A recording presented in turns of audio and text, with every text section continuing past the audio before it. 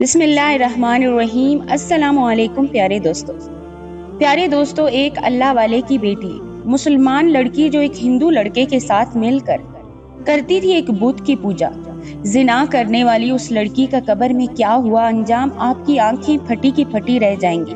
برائے مہربانی اس ویڈیو کو ثواب کی نیت سے لائک اور شیئر کریں۔ پیارے دوستو، زنا ایک حرام کام ہے اور اس کام سے بار بار منع کیا گیا ہے، اور خاص طور پر شادی شدہ عورتیں جب اپنے شوہر کو چھوڑ کر کسی غیر مرد سے تعلق رکھتی ہیں تو ایسا گناہ تو بہت ہی بڑا گناہ ہے۔ بعض اوقات غیر مردوں کے ساتھ بات چیت کرنے اور دوستی کو بہت ہی زیادہ عام سمجھا جاتا ہے، لیکن دراصل گناہ کی جانب پہلا قدم یہی ہوتا ہے، اور یہی ہوا ایک ایسی لڑکی کے ساتھ جس نے آنکھیں کھولی ایک مسلم گھرانے میں، لیکن جہاں پر وہ رہتی تھی اس جگہ کافر تھے، ہندوؤں کی بھرمار تھی، اور وہ لڑکی اس جگہ اپنے آپ کو تنہا محسوس کرتی۔ اس کے گھر والے بہت ہی شریف تھے، مذہبی گھرانہ تھا، خاص طور پر اس کے والد صاحب تو اللہ کے بہت ہی قریب تھے، یعنی امام تھے مسجد کے۔ وہ اسلام کو اچھا سمجھتی ہی نہیں تھی اور کہتی کہ دین اسلام میں عورت پر بہت زیادہ جبر ہے، آزادی ہی نہیں ہے۔ خاص طور پر ایک ایسے دینی گھرانے میں جب وہ پیدا ہوئی تو وہاں پر ہر کوئی اللہ اللہ کرنے والا، اس کی ماں بھی نیک، اس کے والد صاحب بھی نیک، اس کے بہن بھی نیک، اس کے بہن بھائی بھی اللہ کے بہت قریب، لیکن وہ خود دین اسلام کو دل سے پسند نہیں کرتی تھی۔ اور سب سے بڑی بات یہ تھی کہ جس جگہ وہ رہتی تھی وہاں پر بہت سارے غیر مسلم رہتے تھے۔ ایک بار اس کی چپکے سے ایک لڑکے کے ساتھ دوستی ہو گئی۔ اس کے والد صاحب کو یہ خبر نہیں تھی، وہ یہی سوچتی تھی کہ دین اسلام میں جبر ہے عورت کے لیے اور ہر بات سے منع کیا جاتا ہے، کیونکہ یہ اس کی خوش نصیبی تھی جس کو وہ بدقسمتی سمجھتی تھی کہ میں اس گھر میں پیدا ہوئی ہوں جہاں ہر وقت اللہ اللہ کیا جاتا رہتا ہے، جہاں پر میرے والد صاحب صرف اللہ اور اس کے رسول صلی اللہ علیہ وسلم کی بات کرتے ہیں، میری والدہ بھی یہی باتیں کرتی ہیں، یہاں تک کہ میری بہنیں بھی انہی کے نقش قدم پر چل رہی ہیں، لیکن نہ جانے کیوں اس کے دل میں بہت ہی زیادہ برائی تھی دین اسلام کے لیے، اور ایک موقع مل گیا اس کو اس بستی میں رہ کر ہندو لڑکے سے دوستی کرنے کا۔ وہ اس طرح کہ ان کے گھر میں لڑکیوں کو پڑھانے کا رجحان تھا، اور اس کے والد صاحب چاہتے تھے کہ جس طرح انہوں نے مذہبی علوم حاصل کیے، دینی تعلیم حاصل کیے، ان کی بیٹیاں بھی اعلیٰ پائے پر وہ تعلیم حاصل کریں اور دین اسلام کو فروغ دیں۔ ان کے گھر میں خاص طور پر عورتوں کو تعلیم دینے کا بہت زیادہ رجحان تھا، لیکن اس تعلیم کا اس نے غلط فائدہ اٹھایا۔ وہ گھر سے نکلتی ضرور تھی، مدرسے جاتی، لیکن راستے میں اس کی دوستی ہو گئی ایک ہندو سے جس نے اس کے حسن کو دیکھا تو اس کا دیوانہ ہو گیا۔ وہ لڑکی تو پہلے ہی بیٹھی ہوئی تھی کہ کس طرح اپنے مذہب سے دوری اختیار کرے، تو اس نے فوراً اس سے دوستی کر لی۔ اب وہ مدرسے جانے کے بجائے اس غیر مسلم دوست سے ملتی، وہ آپس میں قریب سے قریب تر آتے جا رہے تھے۔ ایک بار اس نے کہا، تم مسلمان ہو لیکن تم کس طرح مجھ سے ملتی ہو؟ میں تو غیر مسلم ہوں اور میرا مذہب تو تمہارے مذہب سے بالکل برخلاف یعنی الٹ ہے۔ تو وہ کہنے لگی، میں اپنے مذہب کو پسند نہیں کرتی، میں اپنے والد صاحب کو دیکھتی ہوں، وہ ہر وقت تسبیح پڑھتے رہتے ہیں اور کہتے ہیں کہ ہمارے دین میں لڑکیوں کو باحیا ہونا چاہیے، گو کہ وہ لڑکیوں کی تعلیم کے بالکل بھی خلاف نہیں ہے اور چاہتے ہیں کہ ہم اچھی طرح سے دینی تعلیم حاصل کریں، لیکن میرا دل نہیں لگتا، نہ جانے کیوں جب سے آنکھ کھولی ہے اور ہوش سنبھالا ہے میرے دل میں میرا مذہب گھر نہیں کر سکا۔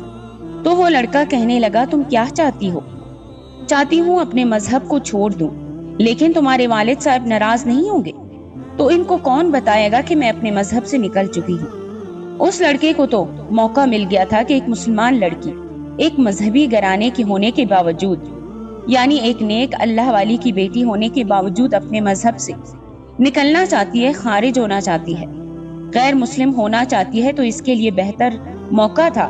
اس نے کہا، ٹھیک ہے، تم اپنے مذہب سے بالکل ہی نکل جاؤ اور کبھی بھی اب نماز نہیں پڑھنا، اور یاد رکھنا کہ خدا کی عبادت کبھی نہیں کرنا، کیونکہ ایک خدا نہیں ہے، اس پوری دنیا کو بہت سارے خدا مل کر چلا رہے ہیں۔ وہ کہنے لگی، تم نے صحیح کہا۔ اس لڑکے نے کہا، سب سے پہلے میں تمہاری ملاقات اپنے خدا سے کرواتا ہوں۔ ایک بت اس کے گھر میں رکھا ہوا تھا جس کو وہ بہت مانتا تھا۔ اس نے کہا، میں ان کا ماننے والا ہوں، میں ان سے جو مانگتا ہوں یہ مجھے وہ دے دیتے ہیں، میری خواہش پوری ہو جاتی ہے، اور دیکھو جب سے تمہیں دیکھا ہے جب میں تمہارے عشق میں گرفتار ہوا تو میں نے ان کے ہی آگے ہاتھ جوڑے تھے، اور دیکھو تم میرے پاس آ گئی۔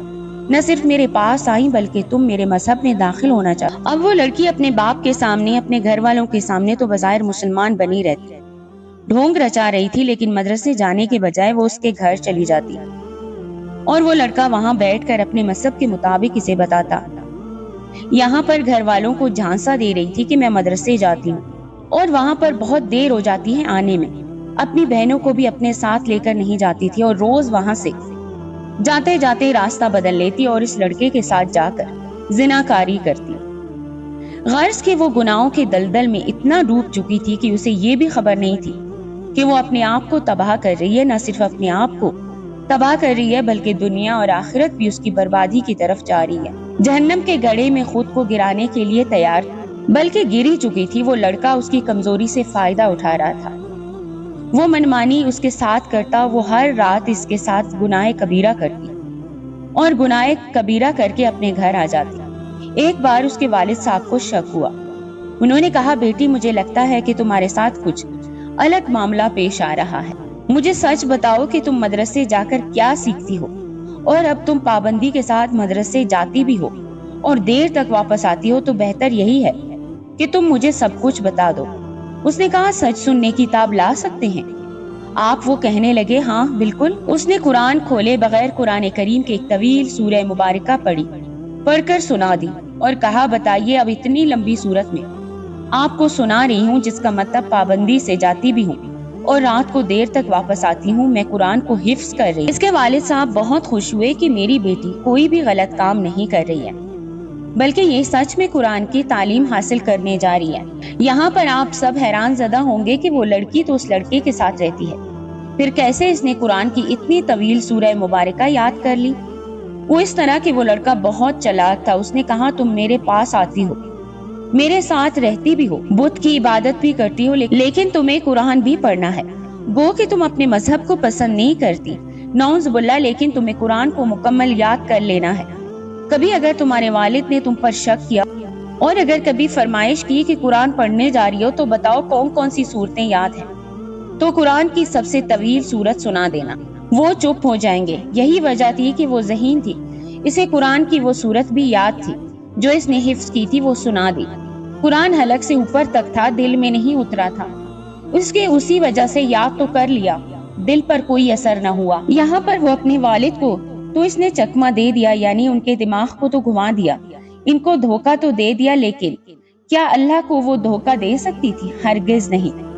میرے رب تو تنہائی میں گزرے ہوئے لمحات کو بھی جانتا ہے، اور لوگوں کے درمیان بیٹھ کر جو انسان سوچ رہا ہوتا ہے تب بھی اس بات کو جانتا ہے۔ والد صاحب کو بے وقوف بنا کر سمجھ رہی تھی کہ میں تو بری ذمہ ہو گئی اور اب مجھے کوئی بھی نہیں پکڑ سکتا، لیکن اللہ تعالیٰ کی پکڑ سب سے زیادہ سخت۔ ایک رات جب وہ گناہوں کے دلدل میں گھری ہوئی تھی اور گہری کھائی میں گرتی جا رہی تھی، برہنہ حالت میں تھی، جھوٹ بول رہی تھی کہ میں قرآن پاک پڑھتی ہوں، قرآن کی تعلیم حاصل کرتی ہوں، اس لڑکے کے ساتھ پوجا کرنے کے بعد جب وہ آرام سے اس کے ساتھ گناہ کبیرہ کر رہی تھی، اسی وقت موت کا فرشتہ آیا اور اس کی روح کو قبض کر لیا۔ موت یہ نہیں دیکھتی سامنے والا جوان ہے یا بوڑھا ہے یا ایک کمسن بچہ ہے، بس اپنے وقت پر آتی ہے۔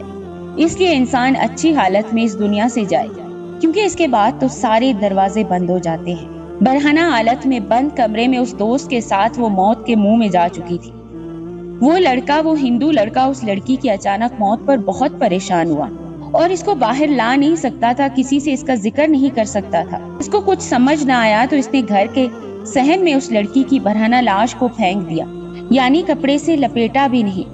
اسی حالت میں اس نے اس کے صحن میں اس لاش کو پھینک دیا اور زمین کو بند کر دیا۔ اس کے پسینے چھوٹ رہے تھے، کہیں مجھ پر نہ الزام لگ جائے، میں نے تو اس لڑکی کو مارا بھی نہیں ہے، اچانک مر گئی، نہ جانے کیا ہوا اس کے ساتھ۔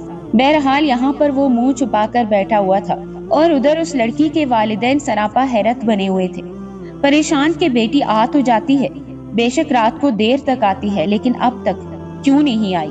والد صاحب نے والدہ کو اطمینان دلایا کہ دیکھیں میری اس سے بات ہوئی تھی، اس نے کہا کہ وہ قرآن کو حفظ کر رہی ہے، اسی وجہ سے اس کو دیر ہو جاتی ہے، استاد اسے اکیلے میں قرآن کی صورت یاد کراتے ہیں، یہی وجہ ہے کہ بیٹی اب تک نہیں آئی۔ لیکن ماں تھی، وہ ماں کا دل گھبرا رہا تھا۔ وہ کہنے لگی، نہیں، مجھے اور کوئی معاملہ لگتا ہے، آپ جائیے اور مدرسے میں جا کر معلومات کریں، میری بیٹی اب تک کیوں نہیں آئی۔ بہرحال آدھی رات کے وقت والد صاحب مدرسے پہنچے اور وہاں جا کر معلومات کی تو پتہ چلا کہ ساری لڑکیاں تو جا چکی ہیں۔ انہوں نے کہا، میری بیٹی کو کون پڑھاتا ہے؟ کوئی معلمہ ہے؟ انہوں نے کہا، کیا معلمہ مجھ سے بات کر سکتی ہیں؟ با پردہ ہو کر وہ معلمہ ان کے سامنے آئی۔ اس نے کہا، میری بیٹی اس حلیے کی ہے، کیا آپ کے پاس وہ دیر تک قرآن پڑھتی ہے؟ تو وہ حیرت سے انہیں دیکھنے لگی۔ کون سی بیٹی؟ کس کی بیٹی؟ آپ کی بیٹی کو تو آج تک میں نے یہاں نہیں دیکھا۔ وہ آتی تو تھی، حلیہ میں نے آپ کو بتایا ہے۔ تو وہ کہنے لگی، اس حلیے کی لڑکی آتی تو تھی، لیکن تقریباً 1 مہینے سے زیادہ ہو گیا ہے، وہ میرے پاس نہیں آ رہی۔ تو رات میں وہ کہاں جاتی ہے؟ مجھے کیا معلوم، لیکن یہاں پر آپ کی بیٹی نہیں آتی۔ یہ کہہ کر وہ معلمہ اندر چلی گئی۔ اب باپ پریشان سر پیٹ رہا تھا کہ آخر میری بیٹی نے مجھے دھوکہ دیا، لیکن قرآن کیسے اسے یاد تھا؟ ضرور وہ کہیں اور پڑھنے جاتی ہوگی۔ اپنے علاقے کے سارے مدرسوں کو دیکھ لیا، لیکن وہاں پر ان کی بیٹی نہ ملی، بلکہ کہا گیا کہ ہمارے مدرسے کی بچیاں تو مغرب تک چلی جاتی ہیں، آپ کی بیٹی کی طرح کسی کی لڑکی کو یہاں نہیں دیکھا گیا۔ باپ نے سپاہیوں کو اطلاع دی، سپاہی پورے محلے میں اس لڑکی کو تلاش کرتے رہے۔ آخر کار وہاں پر ہندو کی بستی کے پاس بھی پہنچے اور تمام ہندوؤں سے پوچھا تو وہ کہنے لگے، اس طرح کی کوئی لڑکی ہمارے پاس نہیں آئی۔ وہ لڑکا اسی بستی میں رہتا تھا، اس کے گھر دروازہ بھی کھٹکھٹایا گیا۔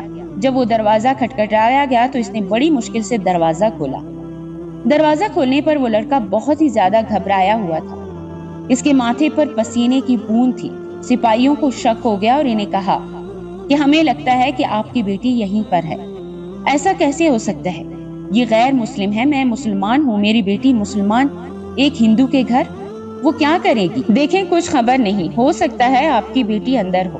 خیر اس لڑکے کو ایک طرف ہٹا کر جب گھر میں داخل ہوئے تو وہاں کوئی بھی نہیں تھا۔ اس لڑکے سے پوچھ گچھ ہوئی، کہا کہ بتاؤ کہاں ہے وہ لڑکی اور تم نے اسے مار کر کہاں پھینکا ہے؟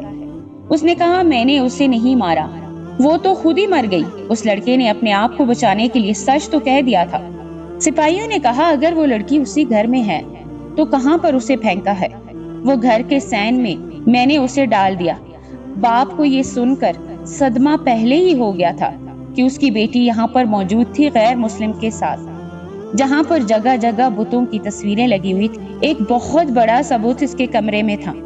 وہ پہلے ہی صدمے سے دو چار تھا اور جب یہ بات سنی کہ بیٹی لڑکے کے گھر میں مری ہے تو یہ سن کر اس کے ہوش اڑ گئے۔ سپاہیوں نے اس لڑکے کی مدد سے صحن کو کھودنا شروع کر دیا۔ گھڑا زیادہ گہرا نہیں تھا، سامنے ہی جو منظر سب نے دیکھا، اس منظر کو دیکھ کر سب کے رونگٹے کھڑے ہو گئے۔ اس کے جسم پر کفن نہ تھا، نہ ہی کوئی کپڑا تھا، جبکہ اس لڑکی کے پوشیدہ چھپے ہوئے اعضاء مکمل طور پر گل سڑ چکے تھے اور یہی نہیں، اس کے جسم کو لپیٹا ہوا تھا ایک بہت بڑے سانپ نے۔ اس کے زبان باہر کو لپکی ہوئی تھی اور اس کی زبان پر وہ سانپ بار بار ڈھس رہا۔ پھر ایک بچھو چلتا ہوا آیا اور اس کے جسم کو کاٹنے لگا۔ وہ منظر سب دیکھ رہے تھے۔ یہ وہ عذاب تھا جو اس لڑکی پر زنا کے گناہ کی وجہ سے آیا تھا۔ شریف اور باحیا مرد عورت تو اس کا تصور بھی نہیں کر سکتے، اور وہ تو ایک ایسے دینی گھرانے سے تعلق رکھتی تھی کہ اس کا باپ ایک مسجد کا امام تھا، والدہ حیا کا پیکر تھی۔ اب والد صاحب اپنی بیٹی کو ایسی حالت میں دیکھ کر تڑپ کر رہ گئے۔ وہ جانتے تھے کہ وہ اب اس جگہ سے نکل نہیں سکتے، مجبوراً اسی جگہ اس کے جسم پر کپڑا ڈال دیا گیا۔ وہ سانپ اسے چھوڑ بھی نہیں رہا تھا، کیڑے مکوڑے اس کے جسم کو کھا رہے تھے۔ اس جگہ اسے دفنا دیا گیا۔ آج بھی اس ہندو لڑکے کے گھر میں اس کی قبر موجود ہے، لیکن چیخوں کی آواز آتی اور چیخ چیخ کر کہہ رہی ہوتی ہے کہ مجھے بچا لو، مجھے بچا لو۔ اس گناہ سے جو میں نے کیا ہے، اس گناہ کی سزا مجھے روز ملتی ہے۔ میں نے جھوٹ بولا، میں نے اسلام کو بدنام کیا، میں نے بہت بڑا گناہ کیا۔ اس لڑکے کو سپاہی پکڑ کر لے گئے تھے، وہ کہ اس نے اسے نہیں مارا تھا، لیکن پھر بھی اس نے اس کو بہکایا تو تھا۔ وہ عذاب جس کی سزا وہ مرنے کے بعد بھی بھگت رہی ہے۔ زناکاری ہمارے معاشرے میں عیب نہیں رہی۔ ہمارے نبی صلی اللہ علیہ وسلم نے فرمایا، حیا ایمان کی ایک شاخ ہے۔ یہی وہ حیا ہے جو انسان کو اس قسم کے گناہوں پر، ان گناہوں کے عذاب سے بچا لیتی ہے۔ ہر انسان کا دوسرے انسان سے ایک پردہ ہے، لیکن انسان اخلاقیات سے گر جاتا ہے۔ وہ سمجھتا ہے اسلام میں یہ سب باتیں ہمیں آزادی سے روکتی ہیں۔ آزادی یہ نہیں کہ آپ کسی غیر محرم کے ساتھ ناجائز تعلقات رکھیں۔ اگر اسلام میں عورت کو با پردہ ہونے کا حکم دیا گیا ہے تو یہ ایسی کی حفاظت کے لیے ہے۔ اللہ تعالیٰ ہم سب کو ایسے گناہ کبیرہ سے بچائے۔ اور عورتیں جو آزادی کے نام پر خود کو سمجھتی ہیں کہ ہم دائرہ اسلام سے خارج ہونا چاہتی ہیں کیونکہ ہمارے دین میں جبر ہے، عورت پر ظلم ہے، تو ایسا نہیں ہے۔ اسلام وہ پیارا مذہب ہے جس میں بار بار تاکید کی گئی ہے کہ عورت کے ساتھ نرمی سے پیش آؤ، سختی نہ کرو۔ اور یہ کہنے والی ہستی خود ہمارے نبی صلی اللہ علیہ وسلم کی ہے۔ تو اس کا مطلب اسلام میں عورت پر کوئی ظلم نہیں، بلکہ اسلام کے آنے کے بعد ہی عورت پر ظلم کی وہ تمام سختی ہٹ گئی جس کی وجہ سے زندہ دفنا دی جاتی تھی وہ بیٹیاں، وہ عورتیں۔ اللہ تعالیٰ ہمیں پاک باز بنائے، آمین ثم آمین۔